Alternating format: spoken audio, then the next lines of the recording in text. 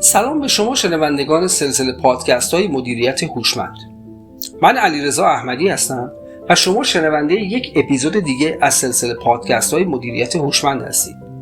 جایی که هر هفته با هم به دنیای مفاهیم و ابزارهای کلیدی مدیریت سرک میکشیم و تلاش میکنیم دانشی کاربردی و الهام بخش برای تصمیم گیری ها و رهبری بهتر فراهم کنیم.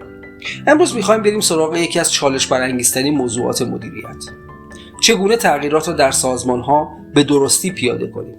و در پاسخ به این پرسش می‌خوایم شما را با یکی از معتبرترین مدل‌های مدیریت تغییر در جهان آشنا کنیم. مدلی به نام ادکار که توسط مؤسسه پروسی طراحی و توسعه داده شده است. اما ادکار یعنی چه؟ ادکار در واقع مخفف 5 مرحله کلیدی در مسیر پذیرش و پیاده‌سازی موفقیت میز تغییر در سطح فردی است. هر حرف از این واژه نماینده یکی از مراحل زیر است. حرف اول آگاهی یا awareness. اولین قدم یعنی که افراد بدونن چرا تغییر ضروریه. بدون آگاهی حتی بهترین تغییرات هم ممکنه با مقاومت مواجه بشن. حرف دوم تمایل یا desire.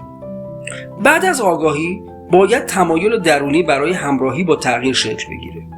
اینجا جاییه که نقش رهبری و انگیزش خیلی پررنگ میشه.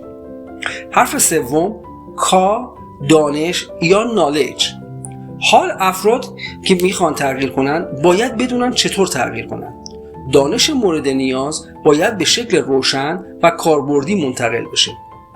مرحله 4 یا ability یا همان توانایی.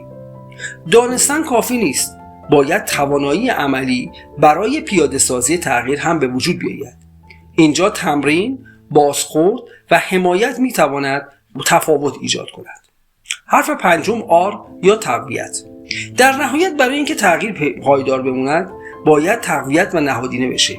تشویق، شناسایی موفقیت ها و پیگیری منظم میتوانند این مراحل را تضمین کنند.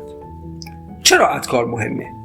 مزیت مدل ادکار در اینه که به جای تمرکز صرف بر فرآیندها و ساختارهای سازمانی، بر تغییر در سطح فردی تمرکز میکنه. چون هر تغییر چه استراتژیک باشد و چه تکنولوژیک در نهایت باید توسط افراد اجرا بشه. وقتی میفهمیم کجای این زنجیره پنجگانه شکسته، میتوانیم دقیقاً همونجا مداخله کنیم. مثلا اگر پروژه تغییر شما پیش نمیره، شاید افراد هنوز آگاهی لازم رو ندارن یا حتی با وجود دانش تمایلی به همراهی ندارن. در پایان میتوانیم بگوییم مدل ادکار یک قطب‌نماست برای مدیران و رهبران در مسیر تغییر. یک ابزار ساده اما عمیق که کمک میکنه بفهمیم چرا برخی از تغییرات شکست میخورن و چگونه میتوانیم تغییر رو به بخشی از فرهنگ سازمان تبدیل کنیم.